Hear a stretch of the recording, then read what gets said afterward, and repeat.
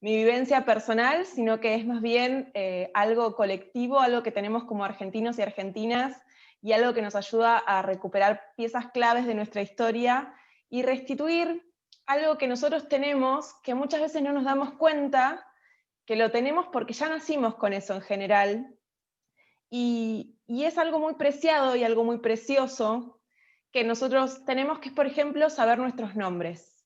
Karina al principio les pidió a todos, bueno, cuando entren, pongan su nombre, pongan su apellido, y ustedes saben su nombre y su apellido. Tienen esa suerte de haber nacido con su nombre y con su apellido, de conocer a sus familias que les dieron ese nombre y ese apellido. Digo, una familia que puede ser biológica o puede no ser biológica, una persona puede ser adoptada, pero esa persona conoce su historia, sabe de dónde viene y entonces tiene su identidad. Como decía Karina, yo soy Paula, soy bióloga, eso es parte de lo que hace mi identidad. También soy trabajadora en el Banco Nacional de Datos Genéticos, que es este organismo del que les voy a contar, que existe, que les digo que es un patrimonio nuestro en Argentina. Y en lo que trabajo yo y en lo que trabajamos todo el equipo del Banco Nacional de Datos Genéticos es en intentar restituir las identidades de niños y niñas, que ya a esta altura son adultos, que fueron robados en la época de la última dictadura militar en Argentina. Así que para eso les voy a proponer, primero, que silenciemos los micrófonos todos y todas, así nos podemos escuchar. Yo les voy a ir compartiendo una pantalla para mostrarles algunas imágenes para que ustedes se puedan hacer a la idea de estas cuestiones que les quiero contar. Les voy a contar un poco de la historia, les voy a contar un poco del trabajo en el laboratorio, les voy a contar muchas cosas de biología, porque la biología es lo que más me gusta a mí en el mundo y con lo que trabajo todos los días, y creo que les puedo contar algunas cosas que son interesantes, que hacen a nuestra identidad, que hacen a lo que nosotros somos como personas, parte del ADN que tenemos, y otras informaciones más que les voy a ir compartiendo. Así que, Miranda, tu teléfono, tu compu está desmuteada, si querés mutearte así nos podemos escuchar, sería buenísimo. Sandra también. Buenísimo. A veces queda y uno no se da cuenta que está desmuteado, a veces pasa, no hay problema, con eso vamos a ser todos pacientes, pero les pedimos porfa que se muteen.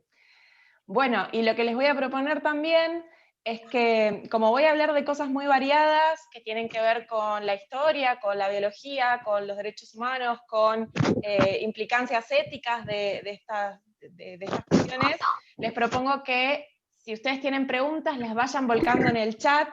Quizás Karina me puede ayudar a ir leyéndolas, porque yo voy a estar compartiendo pantalla, entonces me pueden ir leyendo las preguntas.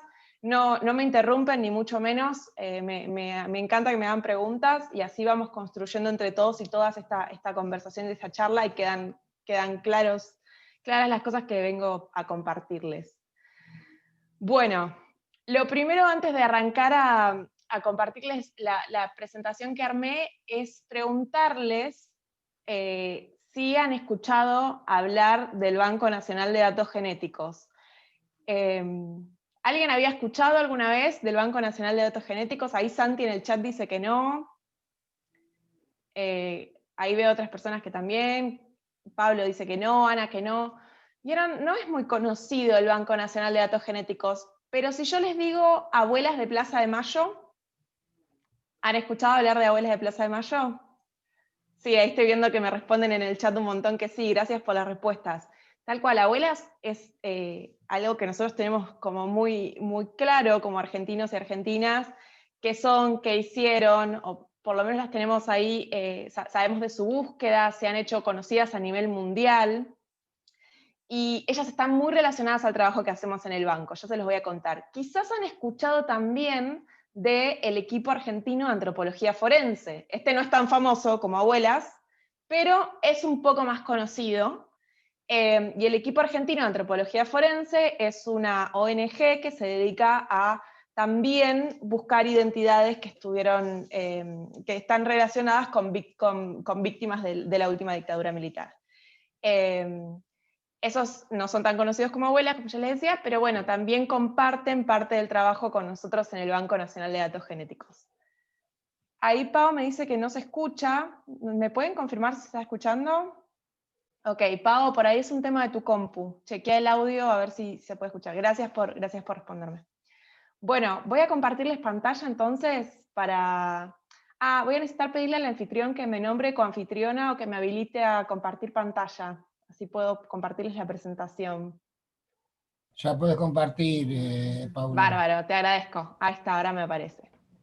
Bueno, esta presentación es simplemente para que ustedes se vayan haciendo algunas ideas visuales de esto que yo les quiero contar, pero de nuevo, los y las invito a que me vayan frenando, me vayan haciendo preguntas, pregunten por el chat. Porfa, no dibujen la presentación, así todos los compañeros y compañeras pueden prestar atención en las imágenes. Vamos a apelar a la buena voluntad de todos ahí para no estar dibujando arriba de la pantalla. Bueno, vamos a arrancar entonces. Les voy a empezar contando la historia del banco y de dónde viene para que ustedes puedan entender también cuál es la misión y qué es lo que hacemos. Bueno, ya hablamos de que a las abuelas ustedes sí las ubican, o la gran mayoría de ustedes sí las ubican, las tienen de nombre. Las abuelas de Plaza de Mayo fueron un grupo en su momento de madres cuyos hijos habían sido secuestrados en el marco de justamente la última dictadura militar que ocurrió en nuestro país. Yo no había nacido en ese momento, la gran mayoría de los que estamos acá tampoco habíamos nacido, pero entre el 76 y el 82 hubo una dictadura muy sangrienta en nuestro país que se caracterizó en parte por tener un plan sistemático de desaparición de personas que pensaban distinto a cómo pensaba el que entonces había tomado el gobierno, un gobierno de facto, un gobierno que fue tomado por las armas y que no fue un gobierno democrático, no era un gobierno que hubiesen elegido los argentinos y argentinas.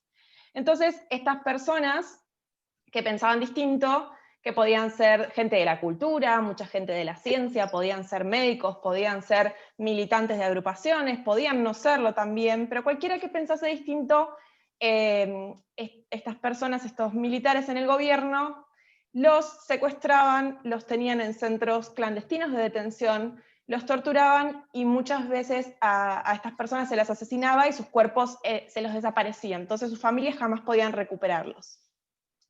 Esto que les estoy contando es muy terrible, pero hay una parte inclusive más cruel en esta historia que tiene que ver con que muchas de las mujeres que fueron secuestradas estaban embarazadas o se embarazaron durante el tiempo que estuvieron secuestradas en cautiverio, ya sea porque estaban secuestradas con sus compañeros o porque eran violadas y quedaban embarazadas, y esos bebés, en vez de dejarlos con sus madres, esos bebés eran arrebatados a sus madres y no se les devolvían a sus familias originales en la gran mayoría de los casos, sino que nacían en cautiverio y eran entregados a otras personas, a otras familias que deseaban un hijo. Podían ser personas que los recibían de buena fe sin saber de dónde venían esos niños y niñas, y muchas veces eran personas que sí sabían que esos eran niños robados a las madres que estaban secuestradas. Entonces, las mamás de esas mujeres que parieron en cautiverio, muchas veces sabían que estas mujeres habían sido secuestradas embarazadas. Entonces sabían que había un niño, una niña que estaba por nacer y que debería haber nacido en cautiverio. Entonces las abuelas empezaron a juntarse entre ellas, abuelas de esos nietitos, ¿no? Justamente, las madres de las mujeres secuestradas, abuelas de estos nietitos, empezaron a juntarse entre ellas para pensar cómo hacer para recuperar esos niños.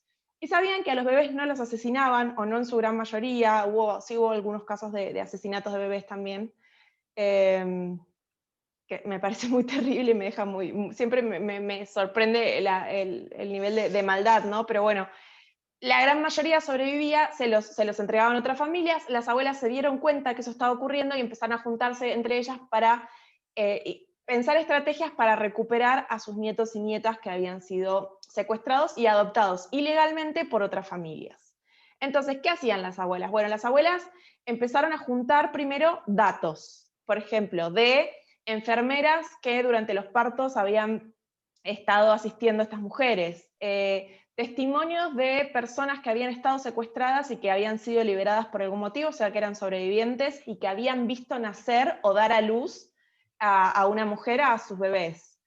Empezaron a mirar el tema de los certificados de nacimiento que estaban firmados por médicos que estaban asociados a la dictadura, que eran médicos represores también, que firmaban papeles que eran ilegales, básicamente, para la adopción de esos chicos. Empezaron a buscar certificados de los partos domiciliarios, y en esa época era muy común que las mujeres parieran en sus casas, no era tan común que fueran a parir a los hospitales. E inclusive cuando iban a parir a los hospitales, el sistema era mucho más irregular y se daba mucho el tema de robo de bebés, no solo a mujeres que estaban secuestradas, sino a mujeres que estaban libres pero iban a parir. Era muy común el tema de los robos de bebés y muy irregular el tema de las adopciones. Muchísimo más que ahora, por lejos. Y esto quiero que se lo acuerden para más adelante porque les voy a contar un par de cosas lindas asociadas a esto que parece tan terrible. Así que bueno, las abuelas empezaron a hacer todo este trabajo artesanal, porque ellas no eran investigadoras, no eran gente de la policía, no tenían mayores herramientas para intentar identificar a sus niños y niñas, a sus nietos y nietas, pero empezaron a juntarse, empezaron a reunirse, empezaron a agruparse, y esto es algo muy importante, y también era algo muy peligroso para hacer en esa época, porque no solo se disuadía a la gente de pensar distinto, sino que se disuadía mucho a la gente de agruparse y empezar a cuestionarse cosas. Y estas mujeres justamente lo que estaban haciendo era juntarse para intentar pedir justicia y reclamar por sus nietos y nietas. Así que eran mujeres que para esa época parecían muy peligrosas, y esto se ha visto reflejado en asesinatos a señoras que pertenecían a abuelas y varias historias más. Pero eso no es lo que nos convoca hoy, sino que es pensar en cómo hicieron las abuelas para poder probar esto que necesitaban ellas, que era decir, bueno, este nieto, este bebé que sospechaban que era un bebé que pertenecía a su familia, que había sido robado, era efectivamente ese niño o niña que nosotros, que ellas sospechaban que pertenecía a la familia. Entonces, todas estas cosas caseras que les conté que hacían, lo de ir a buscar los registros, lo de hablar con médicos, lo de hablar con sobrevivientes y todo eso, no alcanzaba para probarle a la justicia que un bebé que ellas sospechaban que era su nieto o nieta, era efectivamente su nieto o nieta. ¿Cómo se hace eso? Bueno, hoy en día nosotros vemos en cualquier novela de la noche que de repente una mujer queda embarazada y está el presunto padre, ¿viste? Como que no sabemos si es el padre o no es el padre, entonces, ¿qué le mandan a hacer? Un test de ADN. O sea, fija que ya todos lo tenemos así re claro, lo que se manda a hacer es un test de ADN, y entonces con eso sabemos si el padre es el padre o no es el padre y todo eso. Bueno, resulta que en esta época esa tecnología estaba recién empezando.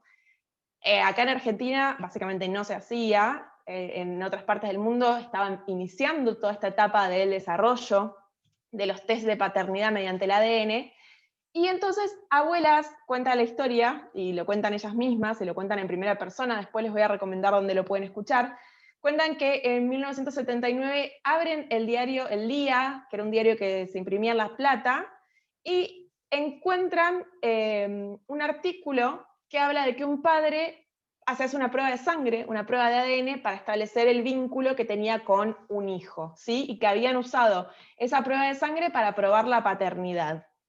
Y entonces, con esta idea en la cabeza de que podían probar la paternidad de una persona, pensaron, bueno, entonces nosotros podemos probar que somos abuelos y abuelas de estos bebés. Y ahí empezó todo un recorrido bastante extenso, donde una de las personas protagonistas va a ser este señor que está acá en esta foto, que se llama Víctor Penchazade, es un médico, es un genetista, y en ese momento él empieza a ayudar a abuelas de Plaza de Mayo desde la ciencia, porque hasta ese momento abuelas, ya les digo, tenían un trabajo que era absolutamente artesanal lo que estaban haciendo en esa búsqueda. Entonces se contactan con este hombre que es un hombre que está vivo hasta el día de hoy, es un tipo que es un investigador muy conocido, y además un señor muy amable y muy agradable, que ha tenido un papel crucial en esta búsqueda de las abuelas. Y Víctor, además de empezar a ayudarlas, se tuvo que exiliar porque los militares se dieron cuenta que estaba ayudando a abuelas, entonces básicamente iban a secuestrarlo para asesinarlo, así que él se tuvo que exiliar, por un pelo se salvó, casi lo agarran, y logró irse a Estados Unidos, donde estaba el más fuerte núcleo de desarrollo de toda esta tecnología del ADN. Y ahí se encuentra con Mary Claire King y con otros genetistas, acá está una de las fotos. En estos encuentros, él empezó a hacer el link entre abuelas de Plaza de Mayo y los genetistas y los biólogos que estaban más metidos en la identificación del ADN. Porfa, les pido que no dibujen en la pantalla, Les agradezco mucho. Bueno, entonces, ¿qué hacen estos científicos, científicas con ayuda de abuelas de Plaza de Mayo? Desarrollan lo que llaman el índice de abuelidad, que va a ser un cálculo estadístico. Y cálculo estadístico significa básicamente que es algo que nosotros podemos calcular y que tiene un apoyo en una ciencia específica que se llama la estadística, que es la que nos cuenta cuán probable es que ocurra algo. La estadística nos sirve para saber, por ejemplo, si nosotros tiramos una moneda, cuán probable es que caiga cara o cuán probable es que caiga seca. Pero también nos ayuda a resolver problemas mucho más complejos que tienen que ver con, por ejemplo, cuán probable es que un nieto o una nieta pertenezca a una familia específica y no sea simplemente por cuestión de azar que se parezcan. Uno podría parecerse físicamente. Algunos de nosotros tenemos algún parecido físico con nuestros padres, con nuestras madres biológicos, inclusive con nuestros abuelos, con nuestras abuelas, con nuestras familias. Pero no todas las personas comparten parecidos físicos, y entonces lo que vamos a ir a buscar es a un nivel más profundo. Vamos a ir a mirar el ADN para ver cuán parecidos somos a nivel ADN. Entonces, yo les quiero mostrar este gráfico que tenemos acá, que me va a servir para darles esta idea de cómo es que nosotros estamos formados genéticamente respecto a nuestros abuelos. Chicos, ¿pueden no escribir la pantalla, por favor? Así se puede ver y no molestan a los compañeros.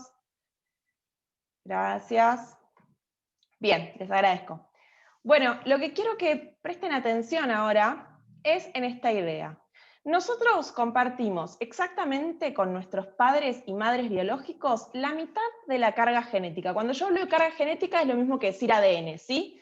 El ADN es la información genética que nosotros tenemos que nos hace ser físicamente y muchas veces comportamentalmente como somos. Nosotros estamos formados en una sociedad, crecimos en un contexto y eso también nos define, ¿sí? No solamente los genes son los que nos hacen ser lo que somos, pero hay mucha información de cómo estamos formados, de cómo es nuestro aspecto, de nuestras características que viene en el ADN.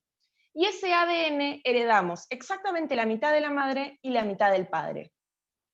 Y esta idea, entonces, nos lleva a poder pensar cosas como estas. Síganme con este razonamiento. Esta mujer de verde y este hombre de rojo tuvieron un hijo, y ese hijo comparte la mitad de los genes de la madre, por eso está en la mitad dibujado en verde, y la mitad de los genes del padre, que son los que están dibujados en rojo. Fíjense esta otra pareja. Esta mujer de celeste y este hombre de amarillo tuvieron una hija, y esa hija comparte la mitad de la carga genética con la madre y la mitad de la carga genética con el padre, por eso esta mitad es amarilla. Si esta pareja tiene un bebé o una bebé, esa criatura va a tener la mitad de la carga genética de la madre, la mitad del padre. Y eso significa, gracias David por ponerme las flechas, y eso significa que entonces ese bebé tiene un cuarto de la componente genética de cada uno de sus abuelos, ¿sí? Y entonces esta idea, que es muy fuerte, nos permite hacer cálculos para identificar si un niño o una niña pertenece a esta familia de abuelos sin que nosotros tengamos la sangre o el ADN de ninguno de los dos padres, porque recuerden que la generación de los padres es justamente la generación que está desaparecida. Generación que son los que estuvieron en los centros clandestinos, a los que se los asesinó, y además esos cuerpos en general no se recuperaron. Entonces, sin tener esta generación del padre y la madre, nosotros podemos saber si este nene, este nieto o nieta, pertenece a la familia de los abuelos. Bien, entonces con esta idea es que comenzaron a testear si había vínculos entre los nietos y nietas que sospechaban que eran apropiados y si pertenecían efectivamente a sus familias.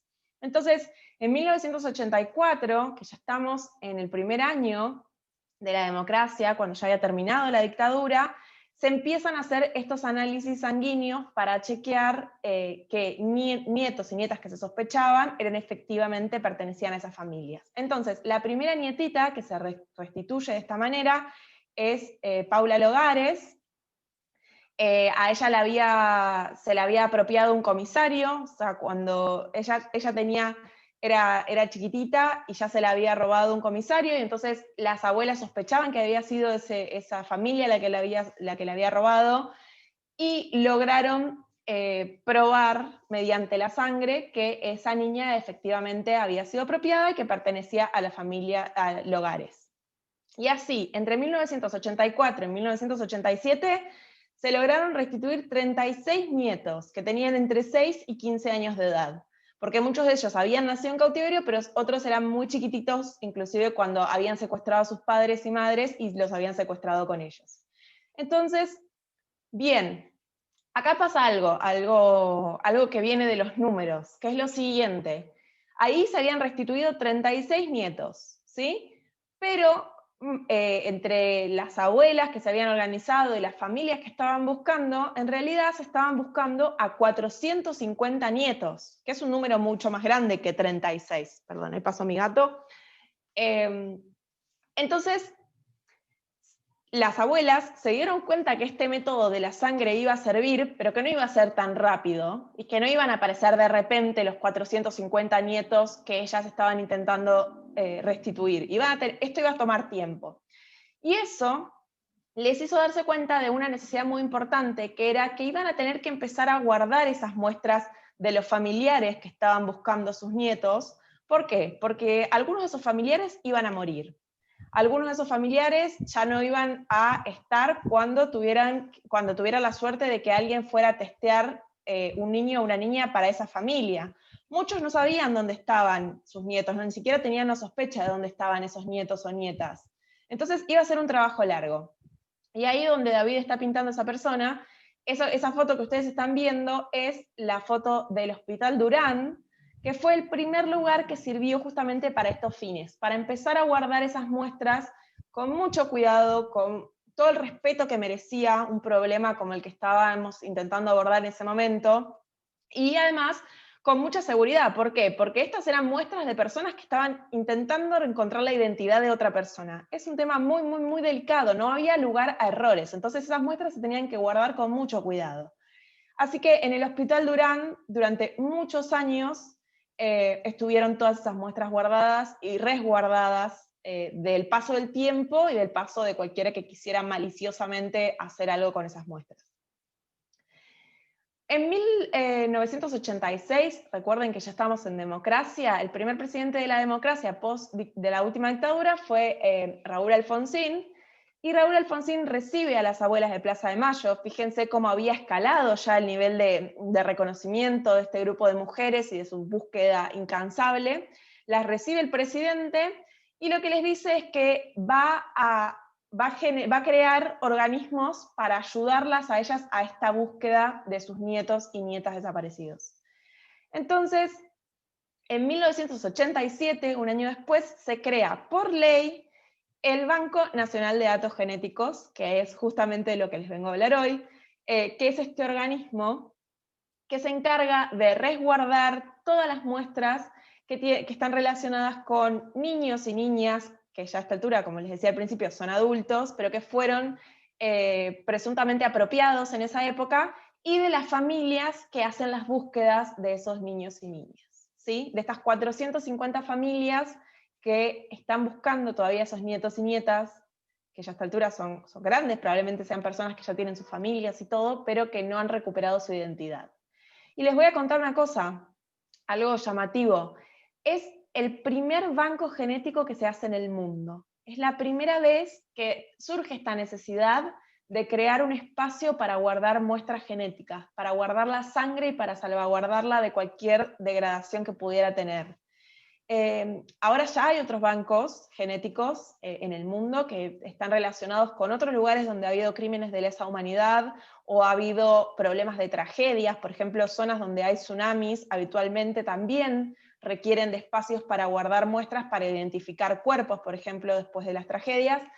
Pero como tal, el Banco Nacional de Datos Genéticos fue el primero en el mundo. Y fíjense, yo quiero que vayamos pensando la importancia de que este organismo se creó a partir de una necesidad de la sociedad, de las abuelas, de recuperar a sus nietos y nietas, cruzada con el apoyo de las ciencias, de la biología, de la genética, de estos médicos que estaban dispuestos a trabajar para encontrar la verdad.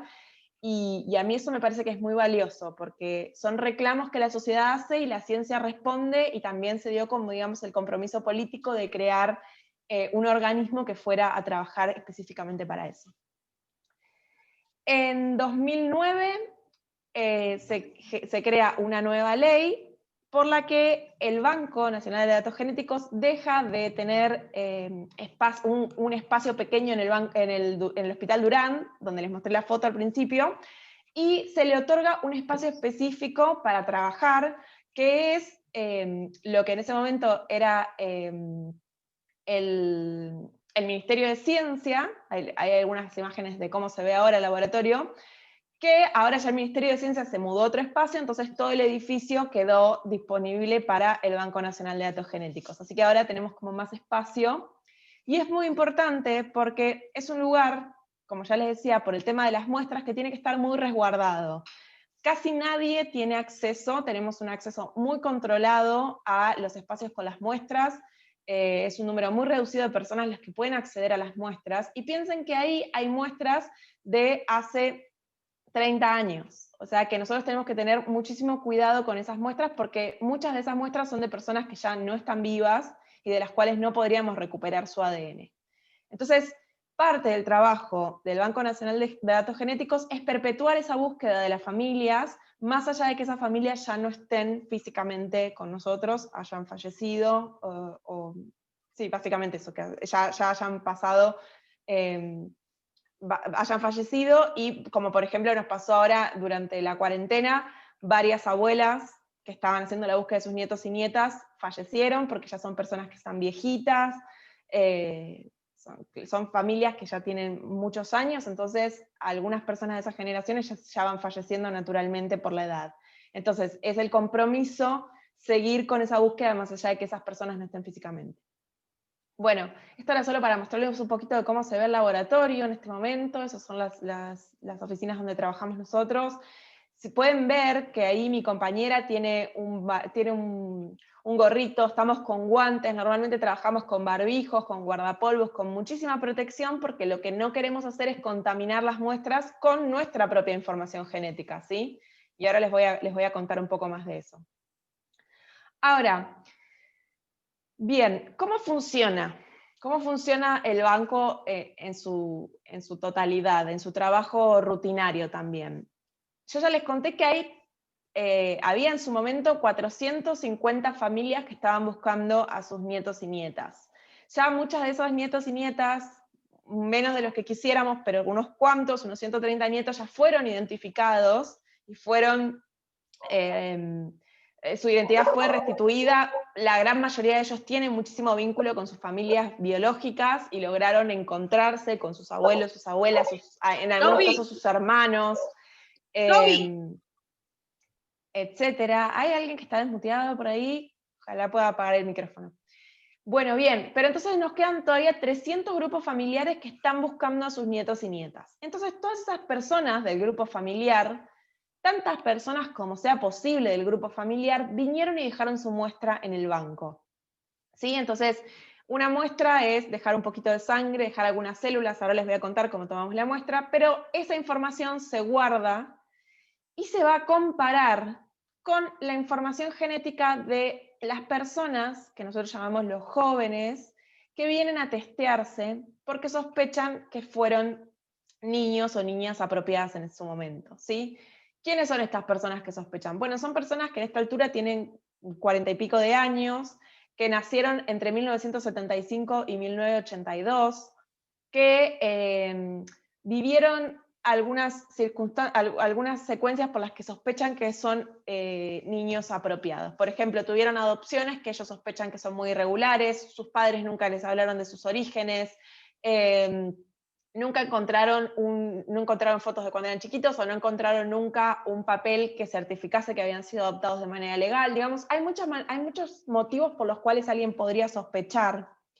Y recuerden que yo les conté que en esa época no solo estaba este terrible hecho de que se robaban bebés a las mujeres que estaban secuestradas por la dictadura, sino que también todo el sistema de adopciones era muy irregular, y el robo de bebés era algo bastante corriente. Las mujeres que iban a parir a hospitales muchas veces les decían que su bebé había nacido muerto, o que había habido algún problema en el parto, o por algún motivo ese bebé ya no estaba. Entonces muchísimas mujeres en esa época perdieron a sus bebés porque se los robaron, y entonces en ese caso hablamos de trata de personas, porque fueron bebés que fueron robados y reubicados en otra familia, ya fuera por dinero, o por saña, o por algún motivo, había todo un mercado de tráfico de bebés que nacían. Entonces, vienen más o menos 1000 jóvenes por año, esto nos da más o menos una relación de entre 90 y 100 personas por mes, que dudan de su identidad y quieren chequear mediante estos análisis genéticos que hacemos si son o no son niños o niñas de estos 300 grupos familiares que los están buscando.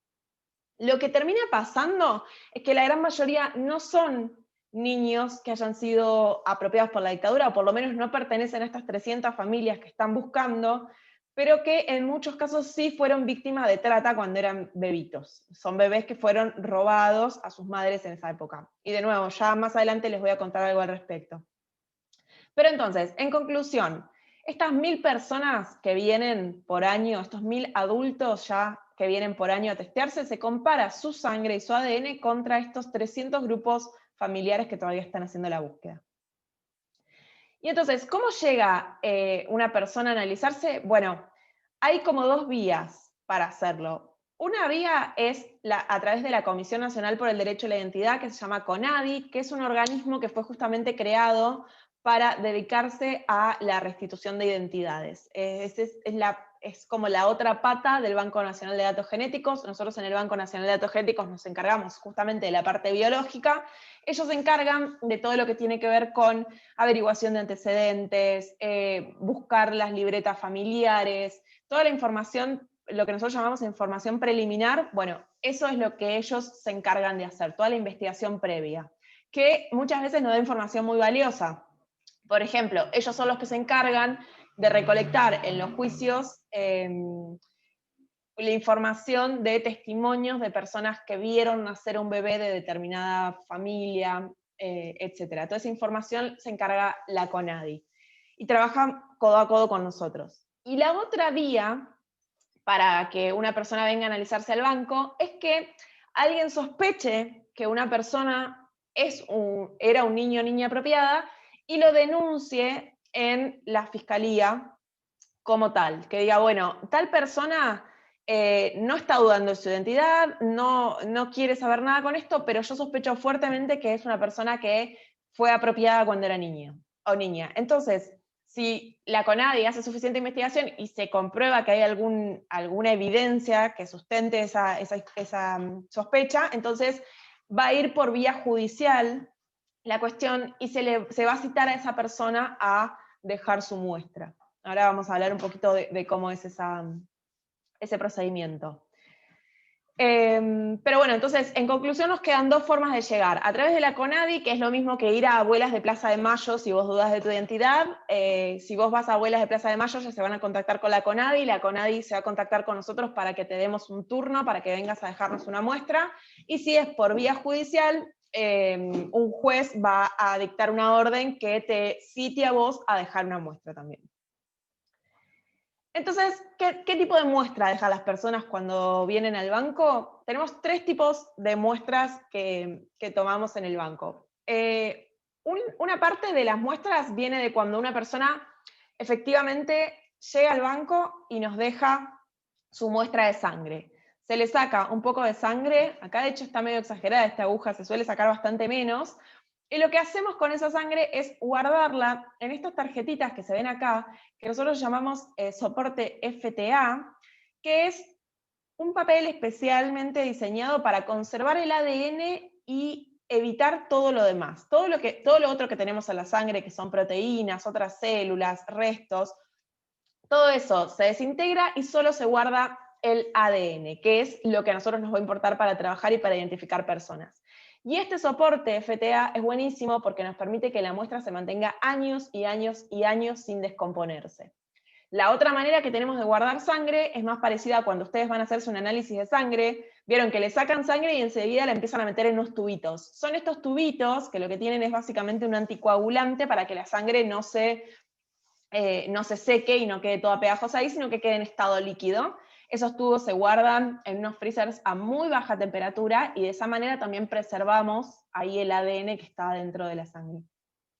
La otra manera es que a veces pasa que hay mucha gente que le da impresión sacarse sangre o se descompone o se siente muy mal, y entonces tenemos una alternativa que es pedirles que se hagan un hisopado bucal. Bueno, nosotros hemos venido escuchando mucho el tema de los hisopos por lo del COVID, ¿no? Pero estos hisopos en particular lo que tienen es un pequeño fragmentito de papel, que es un papel medio adhesivo, que entonces se raspa sobre la cara interna del cachete. Y cuando hacemos eso se desprenden algunas células y de esas células nosotros vamos a sacar el ADN. ¿Por qué les cuento que podemos sacar ADN de la sangre? ¿Por qué podemos sacar el ADN de las células de la boca? En realidad podríamos sacar el ADN de muchísimos otros lugares. ¿Sí? Ustedes, no sé, por ahí han visto en alguna serie forense que agarran un pelo y sacan ADN de un pelo, o agarran una prenda y sacan ADN de una prenda. Bueno, nosotros tenemos el mismo ADN en todas las células de nuestro cuerpo, ¿sí? En cada célula tenemos exactamente toda la misma información genética. Ahora, ustedes me podrán decir, pero pará, no es lo mismo una célula de mi hígado que una célula de la piel. O sea, se deben ver distintas porque nosotros tenemos distintos tejidos, distintas funciones en nuestros órganos. Y eso es cierto. Cada célula expresa, decimos, determinadas cosas que tienen que ver con el tejido en el que están. Las células que van a ser de la piel van a expresar unas cosas, las células que van a ser del hígado van a expresar otras. Pero todas tienen la misma información genética guardada. Yo pienso a veces que el ADN es como un libro de cocina. Vos tenés todas las recetas ahí guardadas y cada célula tienen siempre el mismo libro de cocina. Pero no en todas en las células se leen las mismas recetas. En una célula de la piel se leen algunas recetas, en una célula del hígado se leen otras recetas. Y eso es lo que nos da a nosotros la variedad de tejidos y de órganos que hacen que seamos un cuerpo funcional. Pero, entonces lo que a nosotros nos importa es que de cualquier célula nosotros podemos recuperar esa información genética, ese ADN, ya sea una célula de la boca, ya sea una célula de la sangre o de alguna otra parte. ¿De qué otra parte podría ser? Bueno, si la persona a la que se la cita por vía judicial, esa persona puede querer negarse a sacarse sangre. Para nosotros lo ideal es tener la sangre, porque ahí tenemos un montón de muestras, facilita un montón los procesos y todo. Pero si esa persona se niega a sacarse sangre y se niega a que le hagamos el hisopado, entonces lo que se le va a pedir es que, por ejemplo, nos deje una prenda de ropa. Por ejemplo, en el cuello de mi remera probablemente ahora haya algunas células de la piel que se descamaron simplemente con el roce porque yo tuve esta remera puesta desde hoy a la mañana. Entonces, parte del trabajo que hacemos nosotros es, si la persona se niega a dejarnos una muestra, es pedirle que nos deje una prenda de ropa y después recuperar de la prenda de ropa las poquitas células que pueda haber ahí y de esas células extraer el ADN. Entonces ya les conté de 3 lugares de donde sacamos ADN. De la sangre o de las células de la cara interna del cachete, de la boca, de la mucosa, o de las células de la piel que se desprenden en el contacto con las prendas. Así que ya van viendo que de varios lugares podemos sacar la misma información. Bien, y entonces, yo les decía, tenemos la misma información en las células, tenemos el mismo ADN en todas nuestras células. Y ese ADN es particular para cada persona. No hay 2 personas que tengan el mismo ADN, excepto que sean gemelos idénticos. No sé si conocen algún gemelo o gemela idéntica. Si conocen alguno de ellos, esas personas sí tienen exactamente el mismo ADN, y esos son los casos más difíciles de resolver en tanto identidad o si hay un crimen o algo parecido y queremos resolver por el tema del ADN, distinguir quiénes son. Pero el resto de las personas, todas tenemos ADN distinto. ¿Muy distinto? No, un poquito distinto. Hay ligeras variantes, ¿sí? Un poquitito, porque si fuera muy distinto seríamos otra especie. O sea, tiene algunas variantes muy chiquititas entre un individuo y otro, y además esas variantes son hereditarias. Entonces, como yo les decía al principio, el ADN que nosotros tenemos es una composición mitad de nuestra madre, mitad de nuestro padre. Y viene con esas marcas específicas que hacen que el ADN de mi madre sea único y el ADN de mi padre sea único. Ahora yo tengo una combinación de ambos ADNs únicos, entonces mi ADN al mismo tiempo es único. Y eso es lo que nos permite identificar personas. Ese ADN es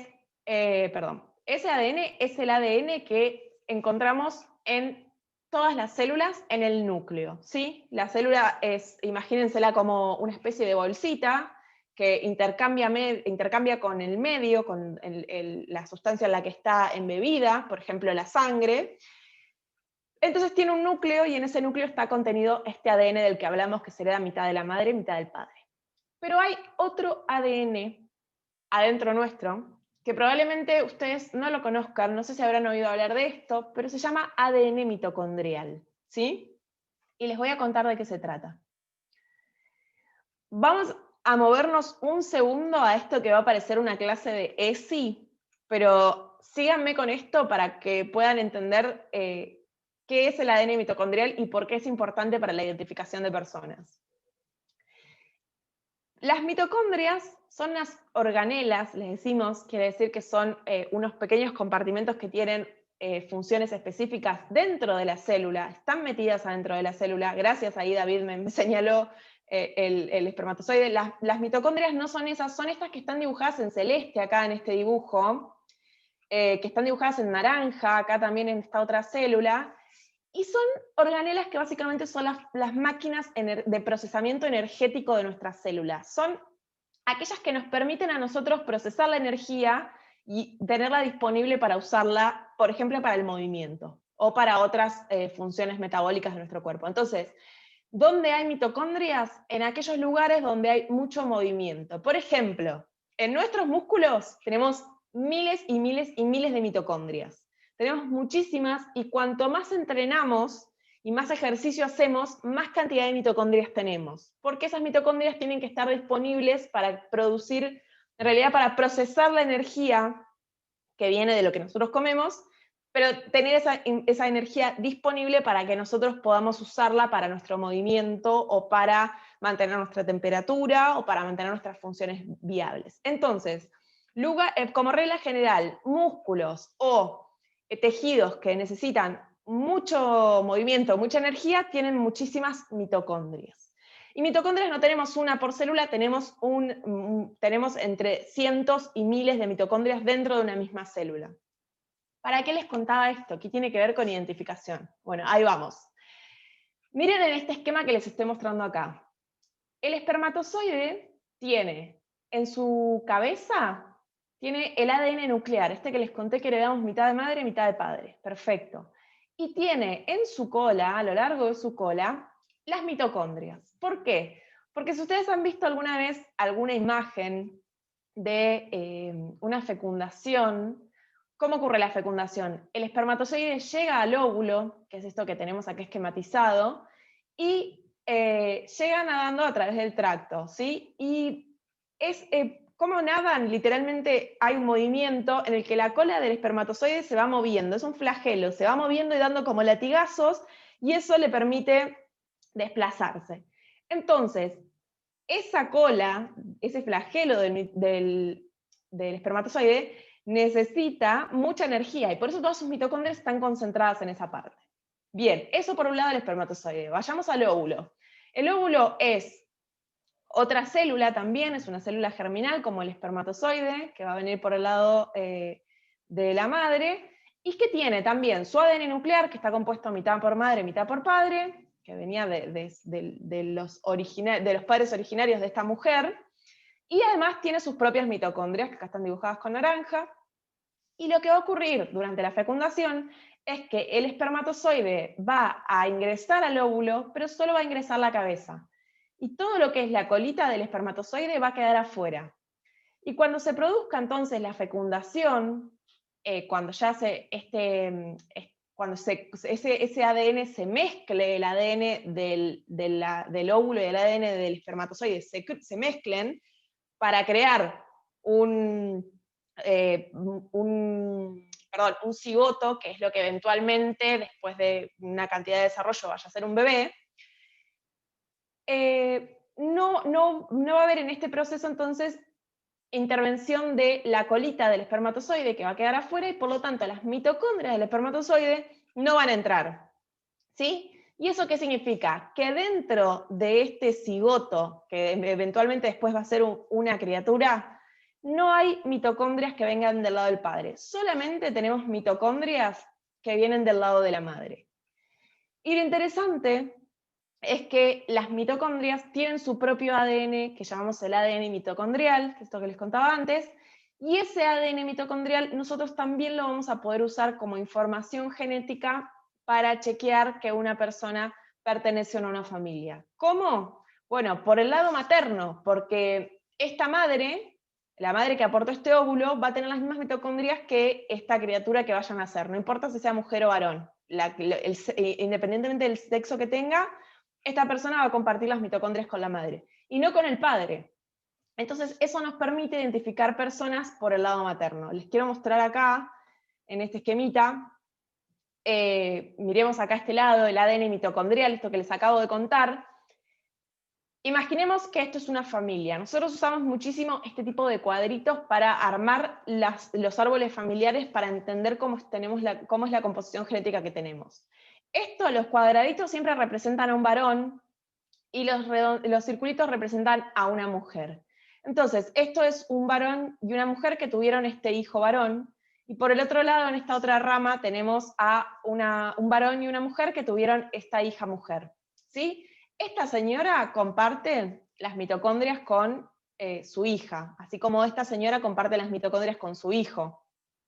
Ahora, este hombre y esta mujer tuvieron un hijo, y este hijo varón, que es varón porque es cuadradito, ¿de quién tiene las mitocondrias? De su madre, ¿sí? Entonces, él tiene las mismas mitocondrias que su mamá, que tiene las mismas mitocondrias que su abuela.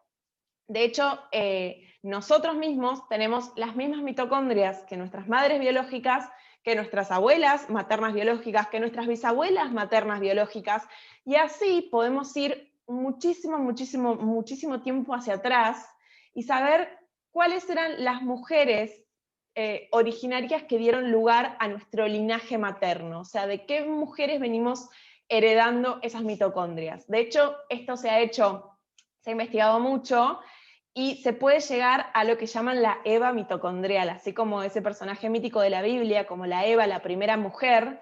Se cree que hubo las 7 primeras Evas mitocondriales, son aquellas que han ido haciendo la herencia de sus mitocondrias, y a lo largo de los miles de años de la evolución humana, hemos llegado a todas las personas que tenemos hoy nuestro ADN mitocondrial, herencia de esos 7 primeros ADN mitocondriales originarios, que se han podido rastrear justamente porque uno puede seguirlos por el lado materno. Entonces, esto nosotros lo llamamos marcador de linaje, porque nos da una idea de pertenencia a la familia. Y entonces, si esta mujer no la tenemos porque fue secuestrada y asesinada, tenemos en las mitocondrias de la abuela, podemos comparar las mitocondrias de la abuela con las mitocondrias de este niño. Y entonces podemos saber si con esto mejorar nuestro entendimiento de si este niño pertenece a esta familia. Por el lado de los varones hay algo muy parecido que se llama cromosoma Y, que tiene que ver con cómo es la componente cromosómica en el sexo de los varones, que son XY, por ahí han escuchado hablar de eso, y entonces los varones van heredando el cromosoma Y entre varones a la siguiente generación. Entonces esto es como lo mismo que el ADN mitocondrial respecto a la información que nos da, pero por el lado paterno. Entonces, este es un marcador del linaje paterno y nos permite saber si esta criatura de acá, este varón de acá, es nieto de este hombre, aun si yo no tengo al padre presente. Entonces, esa información van a ser los marcadores de linaje. Y por el otro lado, vamos a tener los marcadores individuales, que son los que yo les contaba, que heredamos mitad de madre, mitad de padre, lo que significa que heredamos 1/4 de cada uno de nuestros abuelos. Con toda esta información que yo les acabo de contar y probablemente les haya hecho un montón de dudas en la cabeza que espero poder ir despejándolas, me pueden ir preguntando, con toda esa información nosotros vamos a armar un índice que nos permita calcular cuán probable es que una persona que sospecha de su identidad sea o no sea nieto o nieta de alguna de las 300 familias que los están buscando. ¿Ok? Bueno, entonces, esto es simplemente para mostrarles que cuando nosotros arrancamos una investigación para saber si una persona pertenece o no a una familia, lo que hacemos primero es contar cuánto ADN tenemos en su muestra. Eso se hace mediante este aparatito que está acá, que ahí visto parece como un celu, pero es básicamente una tecnología que nos permite saber cuantificar cantidad de moléculas de ADN, es un espectrofotómetro. Simplemente nos va a permitir saber qué cantidad hay.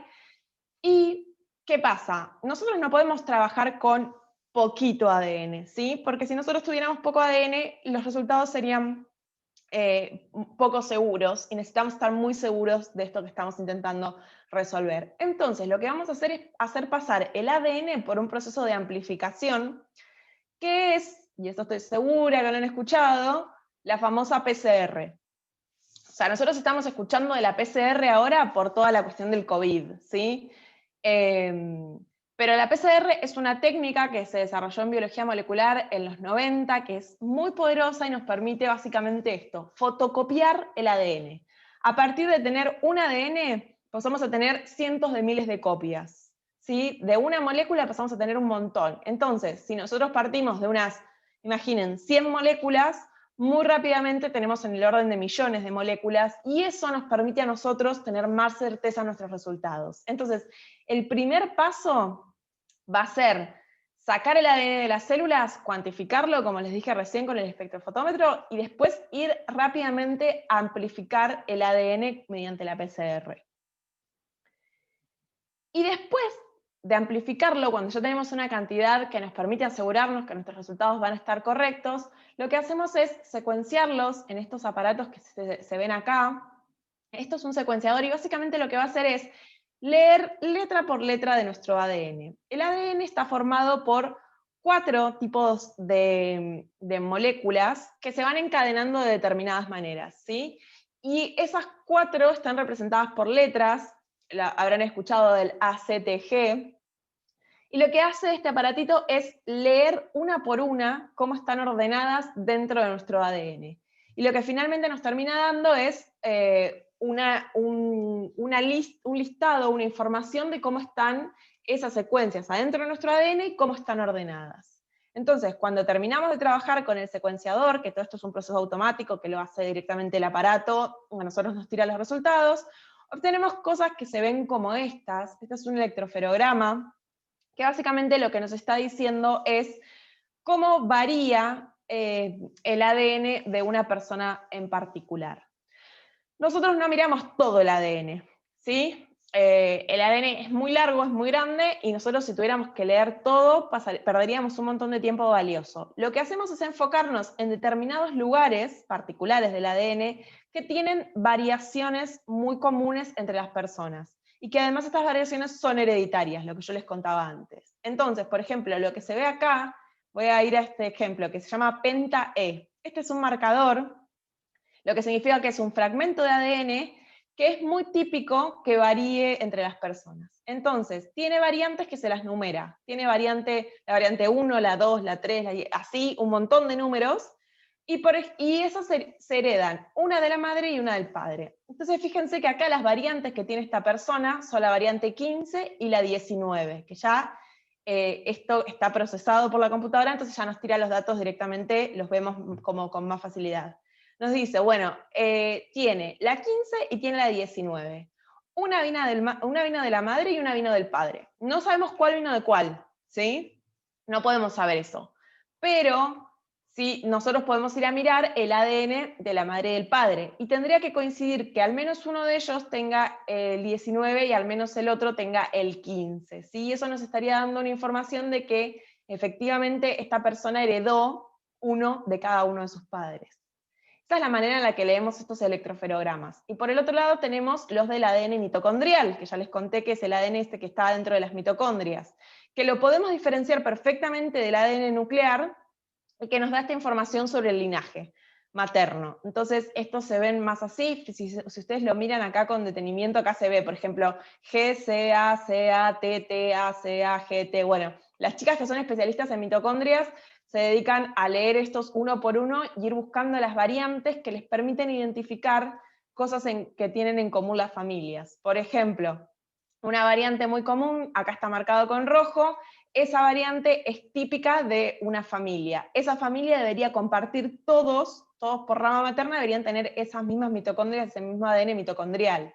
Entonces esta es otra información que apoya construir esta versión final de cuán seguros estamos de que alguien pertenece a una familia. Bueno, y viene la última parte que les quiero contar, que es otra de las partes fundamentales del trabajo en el Banco Nacional de Datos Genéticos, que es la tercera fuente de muestras que tenemos. Yo antes les dije que teníamos 3 fuentes de muestras, que teníamos las muestras de sangre o de células que vienen de personas que vienen voluntariamente al banco.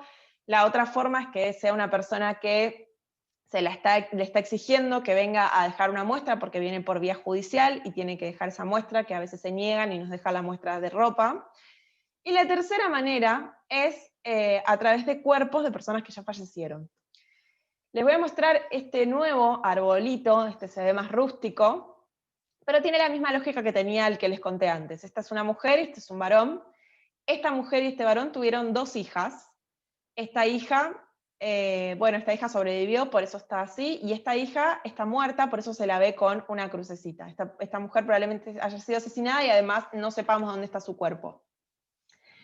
Por el otro lado, tenemos la otra parte de esta familia, es un abuelo y una abuela que desconocemos, no sabemos quiénes son y no sabemos qué fue de su paradero, no tenemos ni idea quiénes son, y esta pareja tuvo un hijo que también está muerto y desaparecido, por eso figura así con una crucecita, y estas 2 personas tuvieron a este niño, que es el signo de pregunta acá, que es el niño o niña que estamos intentando identificar, si pertenece a la familia. Ahora, ¿qué información tengo yo para saber si este niño o niña pertenece a esta familia? Bueno, tengo el ADN del abuelo, el ADN de la abuela, el ADN de esta tía, todo del lado materno, y no tengo más nada, porque el padre y la madre están desaparecidos. Los 2 abuelos paternos no sabemos quiénes son.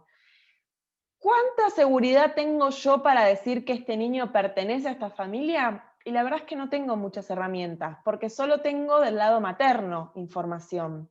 Entonces, ¿cómo hacemos en estos casos para asegurar que este niño o niña pertenece a esta familia? Bueno, necesitamos encontrar más información genética disponible. Y una fuente de información genética son los cuerpos de personas que ya fallecieron. Entonces, puede pasar que mediante la investigación preliminar que hacemos con CONADI, detectemos que, por ejemplo, encontramos el cuerpo del abuelo paterno, ¿sí? Se encontró el cuerpo, se logró rastrear, está en un cementerio, ya sabemos dónde está el cajón y todo, entonces se sabe dónde está el cuerpo de este hombre. Entonces, ¿qué se hace? Es un proceso judicial también, hay que contactar a las familias, pedir autorizaciones, en muchos casos hay cuestiones de culto que están implicadas, por ejemplo, hay algunas religiones que no permiten que se desentierren a sus muertos, entonces teniendo muchísimos cuidados que implican contemplar todos estos factores, y algunos procesos se demoran muchísimo, pero finalmente, si se tuvo un poco de suerte, se va a poder desenterrar el cuerpo, que obviamente no se desentierra completo, sino que se desentierra parcialmente para tomar un pedacito de muestra de hueso. Ahora les voy a contar de dónde. Entonces acá tenemos a las chicas que son las antropólogas del banco, que están trabajando en un cementerio para desenterrar un cuerpo, que imaginemos que es este abuelo que nos ayudaría a completar la información genética para probar si el nieto o nieta pertenece a esa familia. Entonces, a veces lo que pasa es que los cuerpos no están enterrados en tierra, en cajones, sino que cuando pasaron muchos años se los guarda en unas especies de bolsas o de urnas. Entonces el cuerpo de una persona queda reducido a este conjunto de huesitos, ¿no?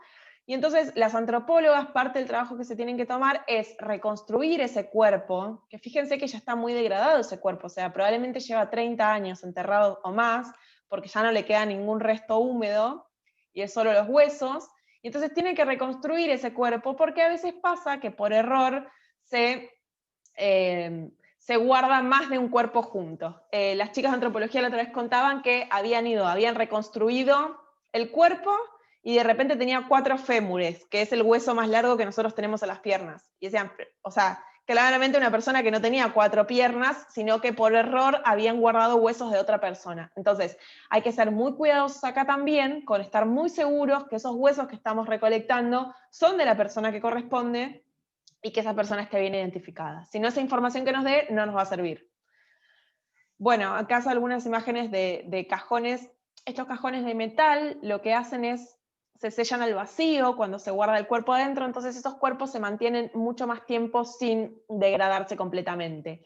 Y cuanto menos degradado esté el cuerpo, más fácil es para nosotros recuperar el ADN. Por ejemplo, si el cuerpo todavía tiene algo de tejido, nosotros podemos recuperar del tejido la información genética. Y si no, si el cuerpo ya está completamente degradado, todo su material húmedo, lo que hacemos es tomar un pedacito del fémur, de un hueso largo, y tomar a veces, si tenemos la suerte de que existan, las piezas dentales. ¿Y por qué usamos el hueso largo o las piezas dentales? Porque aunque a ustedes les parezca una locura, el ADN sigue guardado ahí adentro y sigue preservado. El ADN es una molécula súper estable, y a mí me gusta mucho pensar en este ejemplo. Yo no sé si ustedes vieron Jurassic Park, o si escucharon alguna vez como la historia de Jurassic Park, pero la idea es esta. Hay un científico loco, siempre es un científico loco, que encuentra, hacen una excavación y encuentran una gotita de ámbar, que es básicamente la resina de un árbol, donde adentro había quedado capturado un mosquito, que era un mosquito que le había chupado un poquito de sangre a un dinosaurio, no sé, imaginemos un tiranosaurio rex. Entonces, adentro del mosquito estaba la sangre del tiranosaurio rex, que tenía obviamente el ADN del tiranosaurio rex. Lo encuentra este científico loco, y lo que hace es, abre ese ámbar que había, y adentro de eso estaba el mosquito con el ADN preservado del dinosaurio. Eso así, como lo cuentan en la película, es muy tirado de los pelos, y claramente no puede pasar, pero conceptualmente sí hay algo ahí que es cierto, que es que tienen que ese ADN que se preservó en esa historia millones de años, puede preservarse de esas maneras porque es una molécula muy estable. Entonces, adentro de los huesos largos, piensen que si un hueso lo cortan, es como el caracú que está en el puchero, o sea, literalmente el hueso adentro es hueco y tiene fibras y médulas y nervios que lo mantienen vivo cuando una persona está viva. O sea, nuestros huesos no están llenos de hueso adentro, sino que están llenos de material vivo. Y entonces, cuando la persona muere, ese material es lo último que termina de degradarse, porque se mantiene mucho tiempo protegido por el hueso. Entonces, de ese lugar nosotros vamos a recuperar un poco de tejido para poder sacar este ADN que se preservó durante tanto tiempo. Y adentro de las piezas dentales también, si alguno de ustedes se hizo alguna vez un tratamiento de conducto donde te sacan el nervio de la muela o del dientito, saben que ahí adentro hay tejido vivo. Entonces, en estas piezas dentales quizás pasaron 30 o 50 años y todavía tenemos algo de tejido que nos permite extraer ADN. Entonces, vamos a usar ese ADN que extraigamos de ahí para lograr completar este árbol familiar. Imaginemos que teníamos el del abuelo y también conseguimos el de la abuela, y con esa información genética, ahora sí teniendo la información de los 4 abuelos, vamos a poder estar muy seguros de cómo es la información genética de este nieto o nieta y si pertenece o no a esta familia. Entonces, por eso es muy importante el trabajo de la parte de antropología forense dentro del banco, porque nos permite completar esos árboles familiares. Como todo en el banco, siempre tenemos que tener muchísimo cuidado con los registros, todo se va fotografiando, se va firmando. En ningún momento las muestras pueden quedar solas o aisladas, siempre tenemos muchísimo cuidado de tener fuertes registros para poder estar seguros de que esa muestra pertenece a esa persona y que no es adulterada. Bueno, eso que les conté a grandes rasgos es el proceso que llevamos a cabo en el banco, la parte más de laboratorio, la parte más de forense. Después hay toda una parte que nos dedicamos, que SEI nos dedicamos específicamente a asegurarnos de chequear que con la información que tenemos, esto que yo les contaba, la madre, el padre o los abuelos o los familiares que sea que están buscando esa persona, podamos asegurar que esa persona pertenece a la familia. Yo les cuento una cosa. Cuando nosotros hacemos una investigación así, o si ustedes necesitaran por algún motivo hacerse un test de ADN, el test de ADN tiene que tener una compatibilidad con la familia del 99,9999%.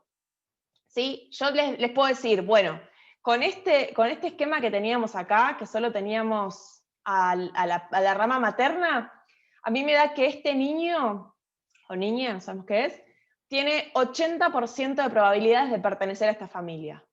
Bueno, 80% no es un número que nos alcance para asegurar que pertenece a esta familia, pero ustedes me van a decir, bueno, pero 80% es casi 100, o sea, ¿cuál es la diferencia? Bueno, estamos trabajando con identidades y por cómo están planteados esos algoritmos, no podemos jugarnos a decir que una persona pertenece si tiene 80% de compatibilidad. Tiene que tener casi el 100%.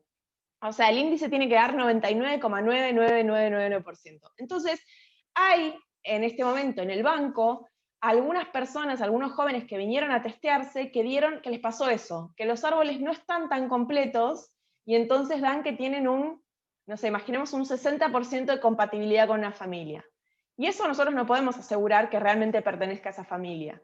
Y por eso, durante todo el tiempo en el banco, no solo nos dedicamos a hacer estos relevamientos e intentar completar los grupos familiares y a tener la mayor información posible, sino que también estamos abocados a desarrollar mejores algoritmos que nos permitan, cada vez con menos información, poder tener más certeza sobre si una persona pertenece o no a una familia determinada. ¿Sí? Porque en algunos casos vamos a poder encontrar el cuerpo de un abuelo o de una abuela, pero en muchos otros casos no lo vamos a encontrar. Y necesitamos poder darle respuestas a esas personas. Pero siempre vamos a ir por decirles que son nietos o nietas de esas familias cuando estemos absolutamente seguros. Y de hecho, lo que termina pasando es que cada vez que sospechamos que se encontró un nieto o nieta, se chequean esos análisis que hicimos 2 o 3 veces más. O sea, volvemos a hacer todos los análisis de nuevo para asegurarnos que estamos dando la información correcta a las familias. ¿Sí? Nunca se informa un positivo que no es efectivamente un positivo. Y se tiene muchísimo cuidado con eso porque estamos jugando con la identidad de una persona, y eso es algo muy tremendo. Bueno, para cerrar, nada más quería contarles que en este momento el banco, bueno, se encontraron ya 130 nietos y 81 ya fueron encontrados mediante esta técnica del ADN. Los que se encontraron antes también fueron por técnicas que tenían que ver con la sangre, pero ya no era el Banco Nacional de Datos Genéticos como tal, sino que fue en el periodo que yo les conté previo, que todavía no estaba establecido el banco. Todavía tenemos 300 grupos familiares que están buscando a sus nietos, a sus nietas, que ya a esta altura tienen 40 y algo de años, que probablemente esas personas ya tienen bisnietos, y entonces nosotros estamos empezando un proceso también de venir a contar la historia y cómo trabajamos cada vez con más chiquitos, a veces ya en la escuela primaria, para poder ponerlos a ellos que tengan esta información, que a veces lleven la duda a las familias. Uno no sabe cuáles son los motivos y tampoco puede juzgar los motivos por los que una persona sospecha de su identidad y no quiere ir a testearse. Pasan muchas cosas ahí, ¿no? Uno está en juego de la identidad. A veces las personas que fueron criadas por sus captores desarrollaron un vínculo amoroso con esas personas y los quieren, entonces sienten que si vienen al banco los van a estar exponiendo o los pueden herir de alguna manera. Hay gente a la que le da mucho miedo destapar esta parte de su historia, hay gente que no sabe, no tiene ni idea, no sospecha, pero son 300 familias las que todavía están buscando a esas personas. Y es una búsqueda de una aguja en un pajar, pero es una búsqueda a la que todos tenemos que comprometernos a ayudar. O sea, si ustedes hoy en sus casas cuentan esto que yo les conté, por ahí destapan algo en algún recuerdo, disparan algo que hace que alguien dude de su identidad y se anime a venir a testearse al banco, y eso sería súper valioso, porque todavía hay 300 familias que están buscando a estas personas. Para terminar, no la tengo acá, ahora la voy a buscar, les quiero mostrar una imagen, pero se los voy a pasar por chat, de material para que ustedes puedan chusmear si les interesó esto y si quieren seguir leyendo. Se los voy a pasar ahora por chat. Ya estamos terminando. Gracias por los comentarios, ahí estoy viendo, re lindo. Les voy a pasar por chat entonces, es un link que los va a llevar a una carpeta de Drive donde hay material para leer. Por ejemplo, está el libro de los 30 años del banco, que tiene muchísima de esta historia que yo les conté, y tiene más fotos y un material visual que está buenísimo. Tienen el libro de Abuelas, un libro precioso que escribieron que se llama La abuela y la genética, que es un libro cortito, donde los protagonistas de esta historia les van contando a ustedes desde su lugar cómo fue que ocurrió todo este proceso y cómo llegamos a tener en este momento abuelas, el Banco Nacional de Datos Genéticos, la CONADI. Tienen algunos materiales de Teatro por la Identidad y otros audiovisuales, así que aprovechen ahí en ese link que van a tener el material. Igual todo eso además está para descargar en la página del banco, en la página de Abuelas, está en YouTube, hay mucho para ver. No quiero interrumpirte, digo, la verdad que... Era eso nada más lo que les quería contar. Nada más ni nada menos, ¿no? Digo, la verdad que la conversación que nos diste, digo, nos dejó sin palabras. Digo, hubo algunas preguntas que se iban contestando con lo mismo que vos nos estabas contando. Solo por ahí quedó una pregunta de qué pasaba cuando creman algún cuerpo. Digo, si gran pregunta. Digo, si la querés contestar. Sí, total. No, es terrible. Perdemos la información. Hay dos maneras de perder la información de un cuerpo, en realidad tres. La primera manera es que ese cuerpo no se puede identificar de ninguna manera, o sea, que se lo haya guardado sin ningún tipo de registro, que es muy común que se entierre gente sin saber quién es. O sea, eso es mucho más común de lo que pensamos. La otra manera es que se creme el cuerpo, donde de la ceniza no podemos recuperar absolutamente nada porque queda todo carbonizado. Y la tercera manera es que después de pasadas una cantidad de años, si la familia no reclama el cuerpo, los cuerpos que están enterrados pasan a lo que se llama osario, que son grandes bóvedas básicamente donde se dejan los huesos de personas que no han sido reclamadas. Entonces, ahí también lo perdés, porque vas a un cúmulo de huesos y ya no puedes identificar de qué hueso proviene de cada persona. Entonces son las tres maneras en las que perdemos información y es terrible, porque es información que no recuperamos. No hay pregunta que te deje sin respuesta, Paula. Digo, realmente le agradecemos a la Secretaría de Ciencia, Tecnología y Políticas Educativas por esta propuesta. Vamos a pedir permiso para poder socializar la grabación del día de hoy, así que bueno, estaremos realizando las gestiones por intermedio de Gabriela. Le vamos a pedir a Gabriela Pereira, que es coordinadora del CITLAM, Centro de la Secretaría de Ciencia, Tecnología y Políticas Educativas del municipio de La Matanza, que nos diga unas palabras, que nos salude. Queremos agradecerle que esté acá. Seguramente Silvina también nos manda un saludo, así que Gabriela, te doy la palabra. Gracias, Karina. Bueno, en primer lugar, sí les dejo un saludo afectuoso de Silvina Aguirre, nuestra secretaria, que hoy no pudo estar presente porque tenía otra actividad. Para nosotros es una alegría enorme que todos y todas ustedes estén presentes hoy en esta charla. Es una alegría enorme poder acercar la ciencia también a cada uno de los estudiantes y los y las docentes matanceras. Nos parece que es una gran apuesta poder socializar todo este conocimiento, toda esta información tan importante que tiene Paula y que la verdad que nos parece, como tantos otros científicos y científicas, que tiene que llegar a cada uno y cada una de ustedes, que es material, que es una información muy importante para poder socializar y valorar también los avances científicos y tecnológicos, la importancia de invertir en ciencia y tecnología, y que estos conocimientos lleguen a cada uno y cada una de los estudiantes y las docentes matanceras. Nos parece que al mismo tiempo que es una apuesta, ¿no? Desde el Centro de Innovación Tecnológica en poder socializar toda esta información y al mismo tiempo para poder despertar vocaciones científicas. Nos parece que en la medida en que toda esta información y todas estas cuestiones lleguen a cada uno y a cada una de ustedes, estamos abriendo nuevas trayectorias y nuevos horizontes posibles, y nos parece que esto también es una gran apuesta futura, así que muchas gracias, Karina, por convocarnos también, por contarnos esta inquietud que tenías y poder permitirnos llevarla adelante en esta serie de encuentros que iniciamos hoy junto con Paula. Así que muchas gracias a todos y todas por participar, y gracias, Karina, por dejarnos estar acá. Eso quería anunciarles a todos los que están presentes, que con el equipo de mis compañeros, de inspectoras y inspectores que están por aquí, junto con los directivos, fuimos definiendo algunas problemáticas y algunos temas que nos interesaba abordar, y esto de mates científicos es uno de los encuentros que vamos a tener. Este es el primero de 4, así que bueno, ya les van a estar llegando las nuevas fechas con el link. Quiero agradecerle, acá están los inspectores, está Juan, está Gustavo, está Karina, está Ana. Gracias, Lautaro, por hacer también el contacto con los científicos que van a seguir conversando con nosotros. Y Paula, un agradecimiento inmenso, porque la verdad que es un lujo escucharte.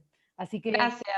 Les quería decir solo 2 cositas, porque alguien preguntó en el chat si hay visitas guiadas al Banco Nacional de Datos Genéticos. No las hay, porque justamente esto que les contaba de que tenemos que preservar las muestras, tiene muy alta seguridad del banco, entonces no se puede ingresar muy fácilmente, solo ingresan las personas que se toman muestras y los que trabajamos en el banco.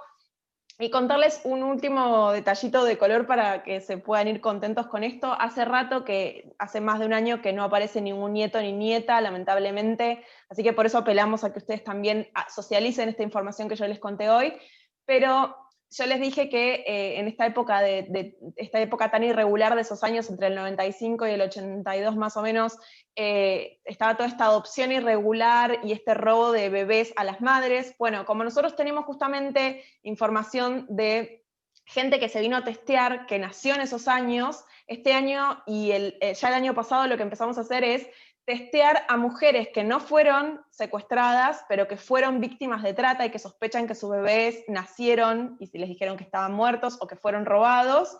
Y empezamos entonces a cruzar los datos para ver si encontrábamos a los hijos e hijas de esas madres. Y efectivamente venimos encontrando, durante la cuarentena se encontraron 2 madres con sus hijos, que es muy emocionante para nosotros porque es una generación que normalmente no está, para nosotros no estamos acostumbrados a trabajar justamente las madres y los padres son la generación que nos falta. Entonces, estas madres y padres testeándose a través de la genética también han podido reencontrarse con sus hijos e hijas.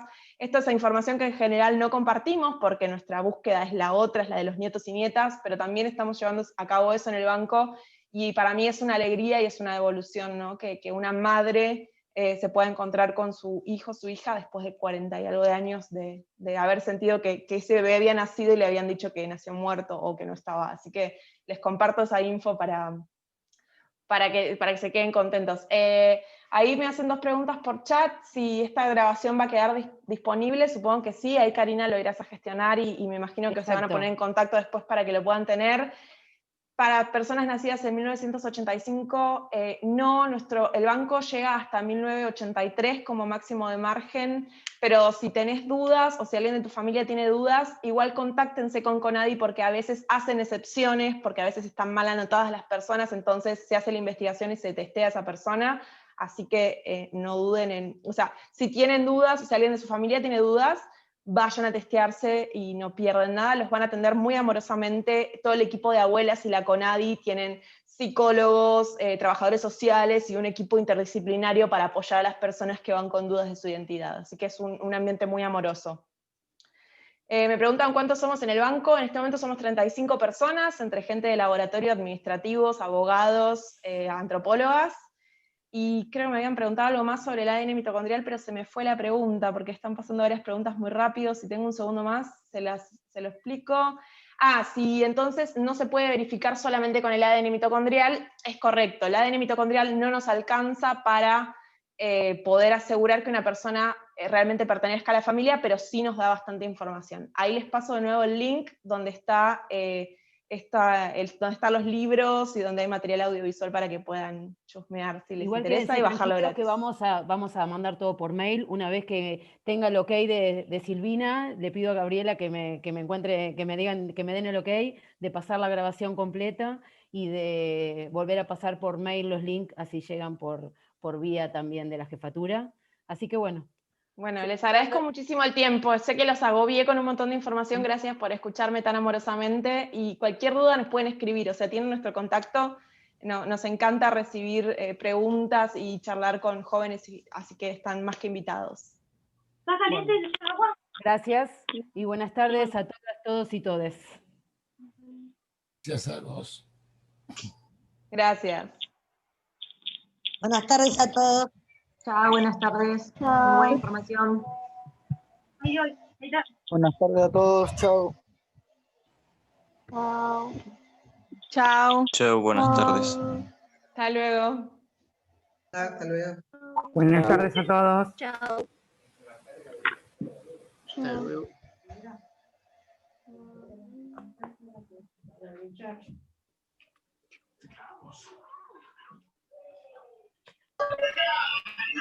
Chao.